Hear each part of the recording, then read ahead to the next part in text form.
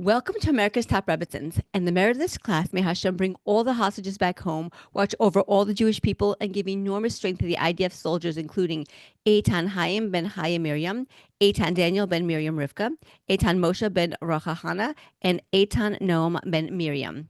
Please click on the subscribe button to subscribe to us on the America's Top Rebbetzins YouTube page, or click follow to follow us on your podcasting app so that you are the first to know when an inspiring new episode is posted. Today, I am very happy to welcome Rebbetzin Mattie Pil. Rebbetzin Mattie is a Rebbetzin of the Schneerson Center, which is a synagogue in San Francisco, California. She has been an educator for over 40 years. Rebbetzin Mattie ran a school for 18 years, and she specializes in Kabbalah for women. She is a certified life coach and works with people to find their spiritual and physical missions in life. Thank you so much for being here. Please tell us more about yourself and what you do. Thank you for having me. I actually was born in Brooklyn, New York. I grew up around the Crown Heights area, which is the place that the Lubavitcher Rebbe was Rebbe at that time. His main thrust was to send out shluchim all over the world, which means emissaries, and bring Judaism to different parts of the world. So I knew already that I was going to go somewhere. I didn't know where I was going to go, but I knew I was going to go somewhere. So what happened was that as I got older, I met my husband. He is actually from Samarkand, which is Uzbekistan. His Wow. Right. His parents came there during World War II from the Ukraine. And so he's not a Sephardi, he's Ashkenazi. But most of the people in Samarkand are Sephardi, the people who actually live there. Right. We were looking around and saying, okay, where should we go? And of course, my husband goes, let's go to Russia. And I'm like, no way, I'm not going to Russia. That's not my thing. I don't mind going to a Russian community somewhere. And we looked around and we found that San Francisco had a huge Russian population, Wow. Jewish and non-Jewish. And they needed a rabbi there. And there was no one really in San Francisco. It's a very difficult town to deal with. There were many rabbis who came and left. And that's the well-known place for San Francisco. There was a Chabad shliach at that time in San Francisco, but when we came, they left within a year. So we were basically the only ones there for a little bit until some other regular shluchim moved in, but we were dealing with the Russian Jews. So we came basically to teach the Russian Jews basically to believe in God, never mind keeping kosher or Shabbos, because that wouldn't happen until you just kind of argue with them, because most of the Russian Jews, what happens to them? They completely are taught not to believe in anything, any kind of religion, that Mother Russia is the mother and whoever the president at that time, or Stalin, is the father, basically. And no one else exists, or nothing else exists. So it's very difficult with them, because to them, just the idea of belief in God is a big deal for them. So that's what we came to. Because if you know, we came in the 80s, and at that time, there were many Jews from the Soviet Union that were coming out at that time, even though there wasn't the 1990 was when the Iron Curtain fell. But even prior to that, some people came in the late 70s. My husband came in 73, but many others came in the 80s. And that was a big, huge Russian community there. So when we came, there was a lot of work to do. So I actually started a play group in my house and built it up to a school. Ran that school for 18 years. There were a lot of Russian Jews in the school. There were also Israelis and some Americans.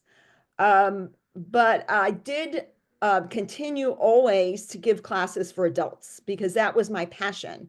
I love teaching adults. We continue after the school closed, which is about 20-something years ago. I continued to teach Chassidut and Kabbalah, because that's my passion. But also, I had my time that I was studying homeopathy. I studied energy healing. I studied a lot of different, things. And I also took a life coaching course and got my certificate for that. I do try to help others, not just life coaching, but I also use the Lubavitcher Rebbe has many, many books of letters that he wrote. Yes. So I open it randomly, and it's interesting because everything is hashgacha pratis, everything is divine providence. And so therefore, when you open up a book, you can do it with the Torah too. You can do it with any book. But because I'm connected to Lubavitcher Rebbe, I do it with Lubavitcher Rebbe's books. Open up to a letter, and whoever's in front of me, it gives them some goal and purpose on how they should continue with their life. And it's very fascinating. So I do that up to now, actually. I'm still doing it. But again, like I said, my passion is teaching. I love teaching people. Okay, so That's fascinating. I'm just like so fascinated by everything that you said, especially about the letter, because I had that done once. It was over the phone. It wasn't Zoom. It was like literally over the phone with somebody, and they were in Israel. I didn't see them, but yeah, it was two men. I think it was a rabbi and maybe like a bacher, and they opened it up to a page, and they just like they were telling me what the letter was about, and they were trying to help me through something based on the wisdom and the teachings of the letter. And then right, so either be something you ask and something yes, you're thinking about, right, or even if you're not getting an answer, it gives you a message. right. Like, I need to, one time, I'll tell you this very interesting story really quickly before we go on to the lesson. Um, I spoke to this woman and she had problems with her husband and they divorced. And so she still was holding animosity in her heart. And the Rebbe said, you need to let things go. And she says, but he did to me. Why do I have to let things go? I said, you try it. Just let it go and see what happens. And guess what? She let it go and her life changed around. She got pregnant. She had two beautiful children. So it was just like she had to Amazing. let her past go to be able to go on to the future. But that was just a small little tidbit. I love that. It's beautiful. It is Yeah. so beautiful. Well, today we're actually going to talk about the Hebrew month of Nisan, and I know that your background and your teachings and your life coaching skills. I know this is all going to come into the conversation. So, but yes, we're going to be talking about Nisan because every Hebrew month has its own energy that's very specific to that particular month. Every month has its own specific, particular, unique energy. And by learning about the special energy of each Hebrew month and knowing what that energy is, we're able to tap into it and use it to actualize different things in our lives. So let's begin about by learning about the Hebrew month of Nisan, which generally speaking corresponds to April on the typical Gregorian calendar. And, I know the month of Nisan is the first month of the Hebrew calendar, and it gives us a unique opportunity to plant positive seeds of intention that will determine the rest of the year for us. So, can you please explain to us more deeply about the energy of Nisan and how we can use this energy to ensure that we really set ourselves up and on the right track for a really fantastic year? Yeah. Okay. So it says, HaChodesh hazeh lachem Rosh Chodashim. So God said in the Torah that this month, which is talking about the month of Nisan, is the first month and it is the Rosh, the head of all the other months.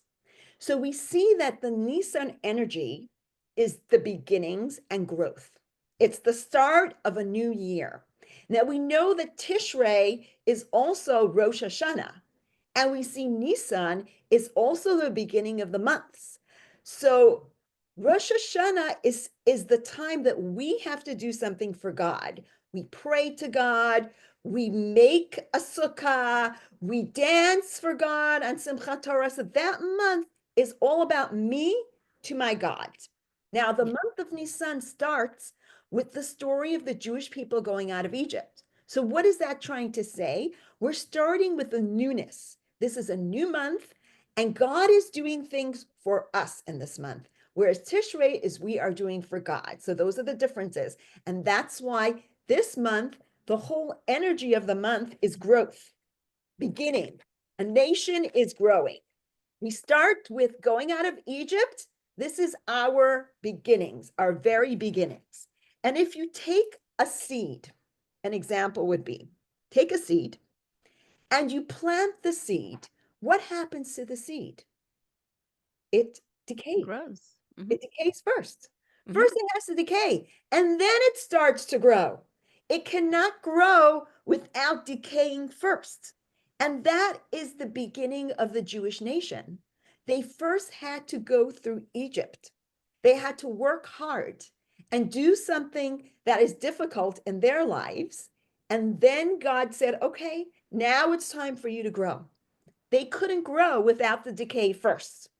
And that helped them grow. And this is the same with our lives. We go through many hardships in our lives, and we need to get rid of all those shells. What is our shells? Klippot in Hasidic terms. Klippot are shells that are blocking us. It's like a curtain. It could be thick, it could be see-through, but they're still shells. They're still blocking us from moving forward in our life. So this is blocking us. And in other words, we will get out of our own Egypt. Mitzrayim as Jews in the time of Pesach. Pesach, Mitzrayim means what? What are we getting out of? Meitzar. Meitzar means limitations. You know, the word tsar means very, very narrow, right? Yes. Yeshar tsar ma'od. We always hear the song, right? That the bridge is very narrow. And this is the same idea. We are constrained. When we shed our limited beliefs, what happens? We'll find our purpose and meaning in life. This is connected to each and every one of us. So we are that seed that needs to shed. We need to shed all the hardships that are around us. We need to shed all those limited beliefs and become what? Become a plant. Become a doer, a purpose, and a meaning in our lives. Like when we say, I'm not good enough, I'm not smart enough, I'm not beautiful enough. No, that is our limited belief. We need to switch the words and say, I am enough. I can actually do it. Like if you say, you wake up in the morning and you say, I'm going to have a terrible day. Of course you're going to have a terrible day. But if you get up in the morning and you say, I'm going to have a beautiful day, definitely you'll have a beautiful day. Okay? So basically, again, so the newness is the change that we work on ourselves and become new people. We shed our limited beliefs and we become those new people. That's the idea of Nissan, going back to this idea of newness, especially now when we're talking about just us, but our nation. We're talking about a nation. We need to drop those klippot that are blocking us, that are eliminating us. Basically, being not nice to other people and not being one people, not being one nation. Those are the klippot that we have as a nation. We need to drop all those klippot and be ke'ish echad b'lev echad. One man, one people, just like we were when the Jewish people went out of Egypt and got to the mountain. And God gave us the Torah. And this is the idea of Nissan. It's so beautiful. And you know what? I love everything that you said. And I have so many questions because there's so much to unpack here. There's so much like goodness and juiciness to unpack. I'm so excited to ask you these questions. So the first thing, about shedding limited beliefs, right? You shed your limited belief, and then so that way you can step into your higher self, you can become a new person, and you can grow and move forward.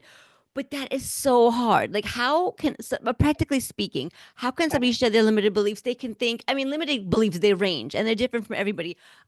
I'm fat, I'm stupid, I'm incapable, I don't have enough money, I don't have enough resources, I don't have enough support, I just can't. Like, how do you get rid of that so that you can become I'm healthy, I'm resourceful and abundant, all those positive things. Right. And that is very difficult. So you need to do it one step at a time. Usually the best thing is to start in the morning.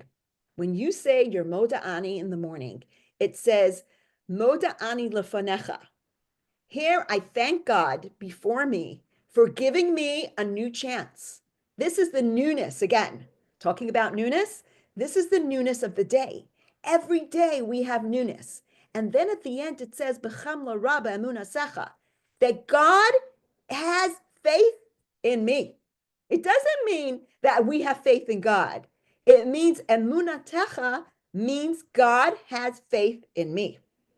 Okay, and what does that mean? When I get up in the morning and I say, Moda'ani, I am going to start a new day with the newness. So today I know that I was put into this world. When I was born, God said, you matter. You are important. This is the beginning. Again, going back to the newness. Here we come in a new day, and we say to ourselves, if God has faith in me, then I need to have faith in me. So Right. that's how I start. So this is the beginning. I mean, there's a lot more to unpack about that, but I'm just giving you one example on how to start this. And nobody says it's going to continue the whole day, but at least you can start the day with it. This is one tip. Right. I do. I think that's very, very beautiful. And when you start, with the morning prayer, Modeh Ani, the thank you prayer, that God has faith in me prayer, you can also set an intention for the day. I know a lot of people do that as very small intention, just a small intention to help shed that those limited beliefs. Or one, I don't think you should shed them all at the same time. It's too much. Just pick one that you want to work on and work on it. So that's for morning people. But what Right. happens to people who love the night, Oh, I know many of those. Yes. right? So instead of doing it in the morning, you do it right before you go to sleep. So you sit there and you say, first of all, if you read the Shema, it says, Hareini mocha l'chol mi shehichis v'hichnitosi ben begufi ben bevoni, etc., etc. So you're saying to Hashem, Hashem, I need to let things go in my life, not to hold all this anger and this upsetness. I need to look at my day and say, I'm going to write right now 3 good things that happened today. And when I write those 3 good things, and if you can't think of 3, at least one, Right. something that happened that day that you really love. And those are for the night people more, because I think that those people are thinking a lot at night. So you do that, you write 3 things or 1 thing if you can't. And what happens is that, when you go to sleep, everything goes into your subconscious. Yeah. So if you keep writing that every single evening, guess what? It's going to go into your subconscious. So when you get up in the morning, you're not going to be a grouch. You're going to feel happier. So that's another tip. And that way you can see that those type of people, they need it in the evening because they're the people who stay up late. I really like that you said it. See, I'm a morning person, so I very much relate to the morning tip. But I really, really like and I appreciate, for the evening people because they do. Maybe they're anxious, maybe they're worried and they're staying up ruminating what happened today, what's going to happen yesterday, and it's a lot. So I really love this idea of writing. Like almost a gratitude journal. It doesn't even have to be a journal; it could be a notebook, like whatever it is. A notebook, anything you find, or a piece of paper that Yes. if you don't feel like getting a notebook, just keep a piece of paper under your, near your bed somewhere. Right, exactly. I think that's really, really beautiful because you're building gratitude. And I think subconsciously, I've done, I had so many conversations, about gratitude. Like I think gratitude builds something within us. It builds a love for ourselves within us, and it also builds a love of Hashem in us. And ironically, it also builds a love for other people in us. So gratitude really, really does a lot. Yeah, definitely, definitely. And that really helps. And especially if you're doing it at night, right Yes. before you go to sleep, Yes. everything is downloaded in your It's your subconscious. subconscious. 100%. 100%. And it switches it. And I can tell you one little story about a woman that used to come to me. Yes. I was helping her once a week. She was coming to me. She had, I forgot the disease that a person like they can't get up. Oh, mono. She had, Oh, yes. yeah. Yes. So she could not get out of bed. She couldn't do anything, and she felt like a loser.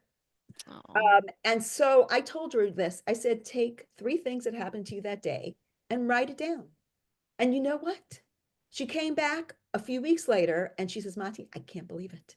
I can't believe it. I'm able to get out of bed and I'm able to, and 3 months later, she got a job. So Wow. this little thing that you would think, oh, what's the big deal of writing these gratitude things? At the end of the day, it, They it, work. it turned her life over and she was healed. She healed herself. It's amazing. Like these little things. And they're little, they're easy to do. You don't need to pay big money for them. You need to be someplace special. They're really simple, easy things to do. And they really, really work. Thank you. I thank you for sharing that story, actually. I always love real life examples. So that's actually really helpful. Thank So you. do I actually. Thank you. And I also like what you said about the decay. I didn't never thought of it, but yes, I used to work in a nursery school, and around springtime, you have the little seeds that you plant with the kids, you put it in dirt, and Right. Yes. And the shell actually does break off. That seed that you plant, the shell comes It's off. called klipa, which is Yes. a shell. Yeah. Right. And there And are two different types of klipa. There's the yeah, klipa that's hard, like the seed, and right. then klipa that's kind of translucent, like that, like the apple, or you know what I'm saying? They're very thin little klipas. So Right. we have many different klipas that we have to work with. So that's why the seed was a good example, because a lot of times we go through a lot of difficulties in our lives and we're like, why me? Why me? But you realize later, as you look back at your issues and things that you went through, oh, now I get why I went through that, because it made me look at life differently. And I wouldn't be where I am without that hardship that I went through. Right. Isn't that so true that like you really you encompassed it really well. You hit the nail on the head. Because listen, who would choose to go through a hardship? Not me. No, Right? Right? yes, God, please don't give us anything difficult. Amen. Exactly, exactly. But also I struggle with things. I struggled with things in the past. I struggle with things currently. But it's really, really true.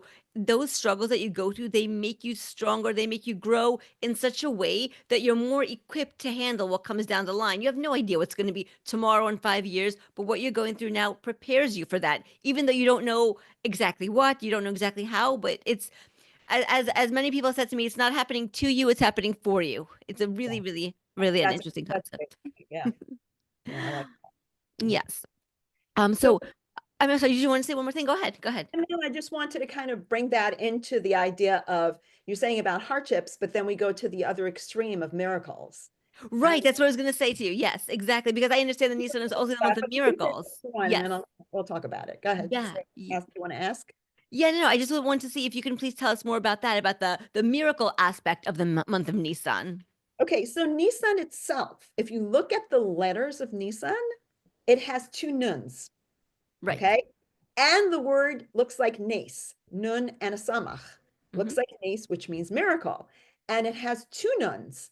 That means it's the miracle of miracles. So it's a double miracle, the Wow. month of Nisan. And when we think about that, we think about a higher level. But how do you receive miracles? By you having faith in God. That God is going to do for you everything good, then the miracles show up. And they just come. And I just want to go back to my life story, actually, which is interesting. Yeah. I'm talking about miracles. I'm a miracle. I'm a walking miracle because when I was born, they took me out with forceps and they completely destroyed my eyes. They touched something over here and my eyes were messed up. And I had one eye this way, one eye that way. My eyes were shaking. I used to go with my father every year to the Lubavitcher Rebbe and try to get blessings for my eyes. By the time I was 12, I kind of grew out of most of it, which is a miracle in itself. Yeah. I thought, it was just the eyes. Like, what's the big deal? Everything happened. Everything was fine. Many, many years later, a woman came to me. She had just had a baby. Baby was about 2, 3 months old, maybe more, maybe 4 or 5. And she said, "Can you open the Rebbe's letters for me?" And I said, "Okay." And I said, "What's the issue?" And she told me that the child had forceps and he can't see, and his whole spine is completely destroyed, that he can hardly, he probably won't even be able to walk. Wow. And I looked at her and I said, "You know what? God sent me this woman to show me that my life is a miracle, that I could have been the same as this child." Right. And I know now, I'm going to speak to this woman sometimes. The kid is in a special school because he can hardly see. He's wheelchair bound, but he can a little bit walk with a walker or whatever. I always say that you're looking at miracles. You don't even know the miracles that are going on. You don't know your own miracles. You don't know the miracles that are happening in the world.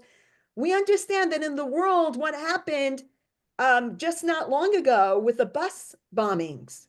They've somehow they found one bomb and were able to find out that 15 buses had bombs on them.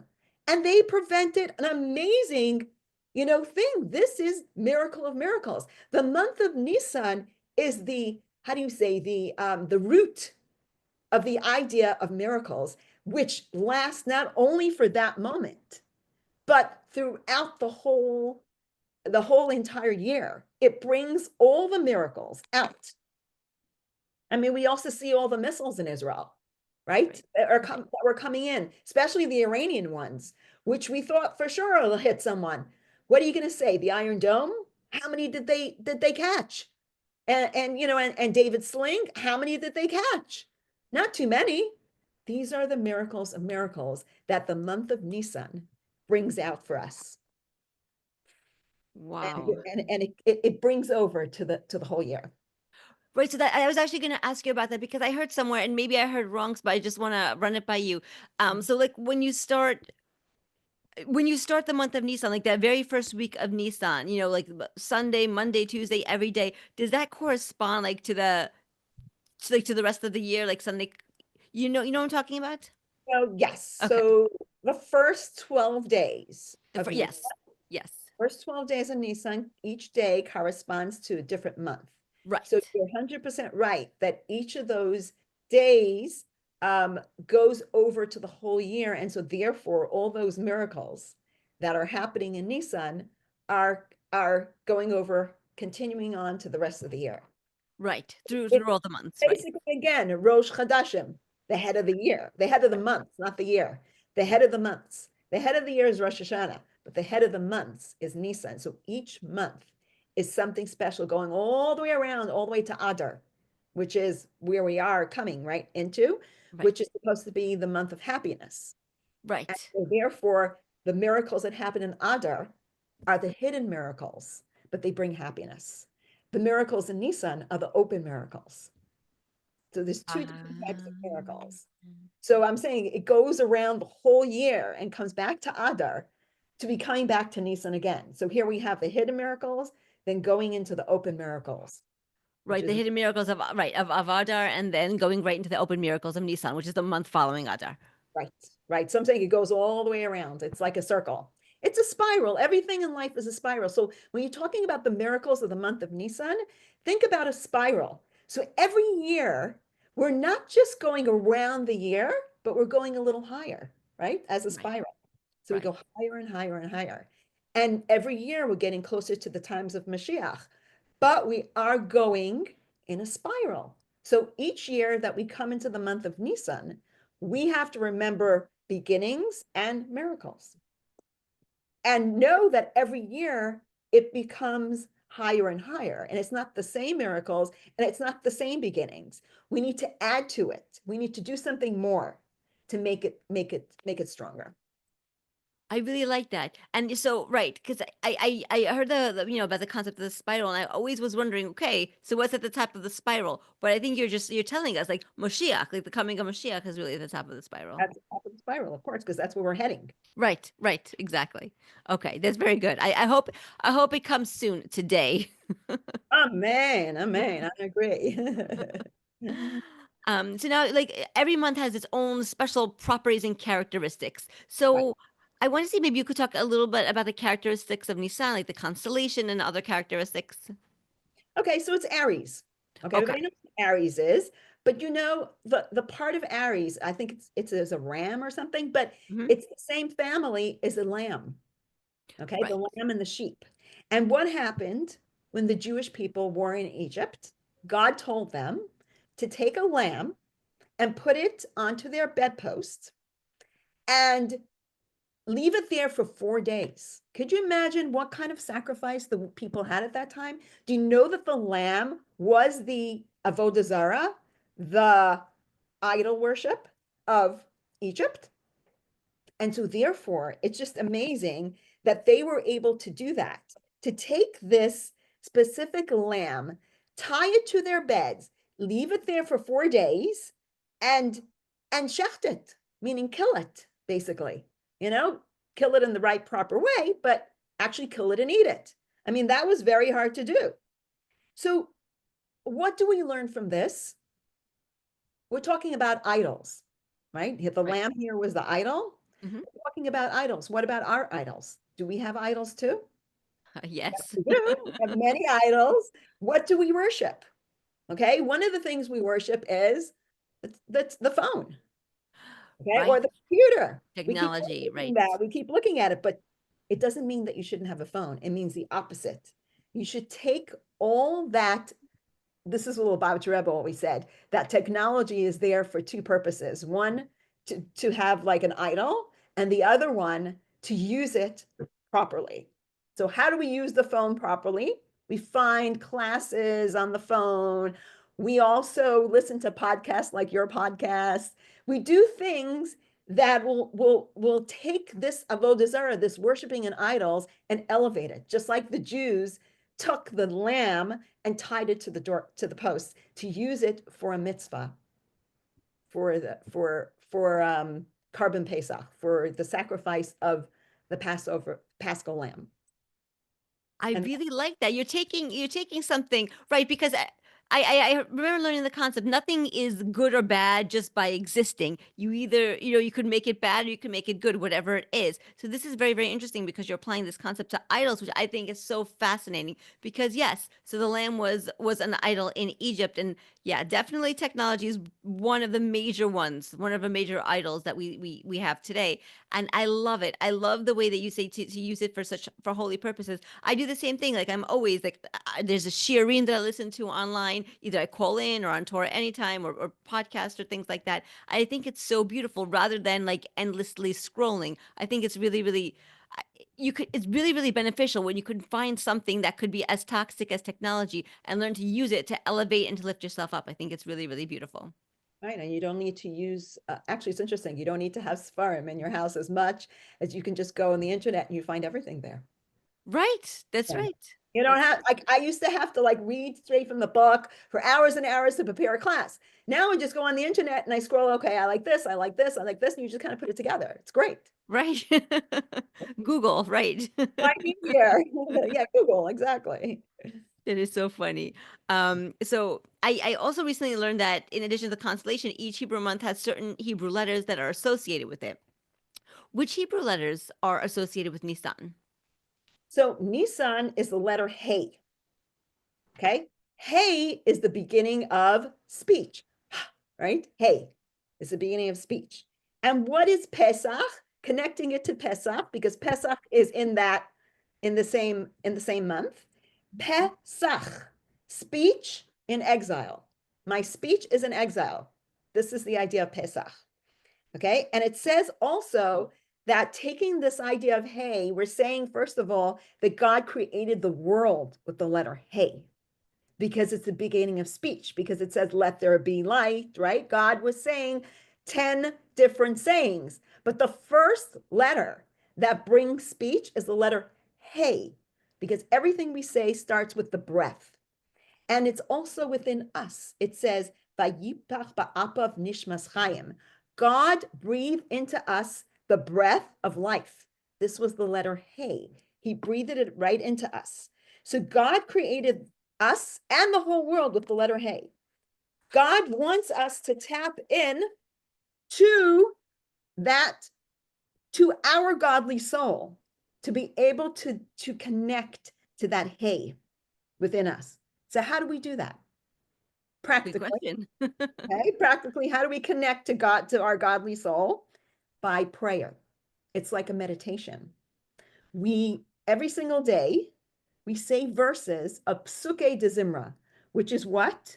The verses of song, right? And that trains our mind to perceive spirituality. That's the way we tap in, by prayer.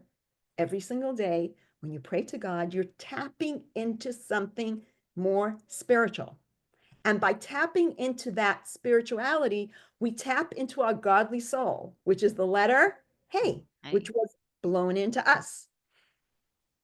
Right. And so when we give praise to God, we are doing is we're starting our breath with the letter hey. Same way, going to this idea of hey, Haggadah starts with hey, and Haggadah is reciting, speaking. That starts with hey too. So Wow. that's basically the letter hey. That's beautiful. That's a lot. I mean, it's so significant in the month. You think that the Hebrew letter has a month, but you don't even realize how deeply connected that particular letter is and in what ways it's connected to the Right, month. right. It's connected to the holiday, Right. Pesach. Pesach, right. Wow. Speak. Well, so that's exactly what we're going to be talking about next because, speaking about new beginnings, the new beginnings are the main energy of the month of Nisan. And, it's interesting because when it comes to Jewish holidays, I learned that a holiday occurs within a particular month because that month contains the energy that was necessary for events that happened on a particular holiday to occur. So in Nisan, we celebrate the holiday of Passover, Pesach. Pesach is all about new beginnings, and it occurred specifically in Nisan because the energy of new beginnings was specifically required for the events in the Passover story to occur. So our conversation about Nisan would not be complete without mentioning Passover. So I was wondering if maybe you can give us just like a brief overview of Passover, and really, really, what I want to get at is to explain how Passover is particularly correlated to the energy of the month of Nisan. Like, why is Passover in Nisan versus, I don't know, in ER or in Tishrei, or it's very Right. So specific. I'm going to give you many different ideas of Passover. I'm Okay. not going to go into the details of it itself because that can be in a whole class in itself. Yes. Well, first of all, I just want to tell you that Pesach is the holiday of redemption because that's the time that we went out of Egypt, and we said that new beginning. It's a new nation. We started, so that goes back to the month of Nisan, the idea of renewal. So redemption is also renewal, besides the Hmm. point. Yes. Okay, and Pesach also means to jump over. And going back to this idea, if you remember, we talked about the Aries. What does it mean to jump over? So going back to the Aries, we talked about the idea of jumping over the doorpost, which they took the lamb and they tied it to their beds, and they took that blood and smeared it on the doorpost so that God can jump over their houses and not kill the firstborn. So that was also the idea of coming to the idea of Aries. So that goes into very nicely into that. Hmm. So Pesach is also one more thing about Pesach. Pesach is the idea of what we said before. Um, actually, no. Pesach is the idea of eating only matzah. What is matzah? Matzah is bread that does not rise. What rises? What can't we eat on Passover? Chametz. Chametz is the leavened bread, the bread that kind of comes up. Okay. So those are the things that we can't eat on Pesach. We can only eat matzah. And what is this in a regular idea? It's connected to the idea of ego.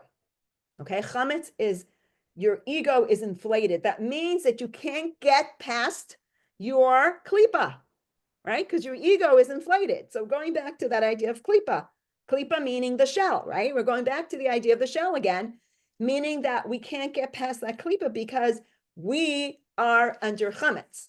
I want to tell you some very interesting story about my own family, which is Okay. that has to do with chametz. Okay, my grandfather, whose name was Avremela Plotkin, he was born in Russia, and he went to a yeshiva somewhere. And then at a certain point, I think it was 1920 or so, after I think the First World War, he decided that he wanted to go to a Chabad school, Lubavitch. He wanted to go to Lubavitch to learn. And when he came, he already knew the whole Shas by heart. He was a very, very bright boy. He was about 18 Wow. years old and knew the whole Shas by heart at that point. And he came and he saw that the Hasidim that were there were not as smart as he was, did not know the whole Shas by heart, and he became a big shot. He was like showing off and saying, I know more. Why do I have to stay here? I'm not going to learn anything here. This is not for me, blah, blah, blah, blah, blah, blah, blah. And so the previous Lubavitcher Rebbe, who was the Rosh Yeshiva at that time, told him, actually spoke to his father, who was the head of the yeshiva at that time, and said, what should I do with him? And he told him, let him work in the matzah factory. And then if he works in the matzah factory, maybe his ego will come down. So funny. I know, right? So he came and he worked. He told him, you know what? Before you decide to leave, go work in the matzah factory first, and let's see if anything changes. So he worked for a week in the matzah factory. And then not only did he work in the matzah factory, but the Rebbe Rashab gave him like a big pilpul means like a discourse to prepare right before Pesach. It was erev Pesach. As he was working in the matzah factory very hard, he had to come home at night and really learn this discourse and say the discourse the next day, right before Pesach. So he did that. And the interesting thing is his ego kind of went, shh, it inflated, it went down because he was working so hard with the matzah. And what's the idea of matzah? Unleavened bread. It's like, don't be such a big shot, don't show off so much. And so after that, he decided to stay in Lubavitch, and he was very, very close with the previous Lubavitch Rebbe for many, many years. So this is like interesting to see how the idea of matzah, just the idea of Passover kind of teaches us how we need to deal with ourselves. And this is, I guess, one more tip about dealing with the klippot, which is the shell, and overcoming your evil inclination and really working on yourself. So I guess that's where I get it from, working on myself, right? Trying my best. Right. Okay, right. And also, okay, so that's the idea of chametz and matzah. And there's one more idea. The idea of Mitzrayim is limitation. So now that they had a new nation, right? Mitzrayim means limitation. We said that before, right? Meitzar means limited. And now that they were a new nation with a new beginning, they would go to Eretz Yisrael, which was what? Eretz Rechava, a very wide land, a land that you can be yourself, and you can work on yourself, and it'll happen quicker. Whereas the land of Mitzrayim was very narrow. So when they worked in Mitzrayim, they were very narrow-minded, and now they will go to a land that's more, that is more wide with no limited beliefs. Okay, so I just want to end one little point before we go on. That I want to say that what's the reason that the Jewish people went out of Egypt? It says a pasuk, "B'schos nashim tzidkanios nig'alu avoseinu mimitzrayim." Because of the women, we went out of Egypt. Because of the righteous women, we went out of Egypt. And then it says that b'schos nashim tzidkanios asidin lehigael. Because of these righteous women, in the future we will go out. So what did the women do that was so great in Egypt? The husbands were working as slaves. I was going to say the mirrors. Yes. Right, the mirrors, exactly. Yes. They would come to their husband and say, look at me, look how beautiful I am. Don't you want to continue the Jewish nation? And therefore, God looked at these women and said, look, they were tired. They had all these kids. Half of their kids got killed, by the decree of the Pharaoh. And here they were showing their husbands with their strength that they can do it and they can go further and we will get redeemed. And even they had the tambourines, even before they went out of Egypt, they had the tambourines that were that they used when they came to the Yam Suf, when they came to the what do you call it? The what do you call it again? The Sea of Reeds. Right, the Reed Sea. Right, exactly. So we see that not just that, but we see that it says that not only it's those women, it's the women of the future, which is us, because we are the Gilgal right now of those women. And through us, women, we can be very strong and we can overpower everything and we can do so much. I mean, we even see now, like in Israel, you see the women that their husbands died. You see how strong they are and how mighty they are. They don't fall apart. It's unbelievable. Right. And even the hostages that came back, the women, I mean, see all those women, they're strong. They're not wimps. They were able to overcome all of this. And this is the idea that b'schus nashim tzidkanios, this is our schus. We are those righteous women. We are going to help everybody everyone around us come out of Egypt, not just for the Jewish people, but for the whole world. Amen. I mean, I think it's so beautiful and it's so right. And I see it. I see the strength of women every day in different aspects of life, different facets of life. And especially in Israel. I was saying to somebody the other day, I said, you know what? We should just make a brigade of Jewish mothers a week. No more Hamas, no more Hezbollah, no more Houthis, no more anything. That's it. We're done. Mashiach's coming, It's because it's so true, because Jewish women have such they have such a unique strength. It doesn't come from muscles. It's not that kind of strength. It's that kind of like inner fortitude of knowing what to do and knowing the right thing to do and just having the courage to do it, which I think is so important. That courage, that willpower, that stick to itiveness, that ability to do, I think it's so prevalent in Jewish women. And that's how our generation, these modern day, Gilgulim of the Jewish women who are in Egypt, that we're gonna help lead everybody to hopefully Mashiach coming soon, to bring in to the coming of Mashiach. Amen, amen. Well, thank you. Thank you so much for joining us on America's Top Rebbetzins. In the merit of this class, may Hashem bring all the hostages back home, watch over all the Jewish people, and give enormous strength to the IDF soldiers, including Eitan Hayim ben Hayim Miriam, Eitan Daniel ben Miriam Rivka, Eitan Moshe ben Rachahana, and Eitan Noam ben Miriam. Thank you so much again. Thank you. Thank you for having me.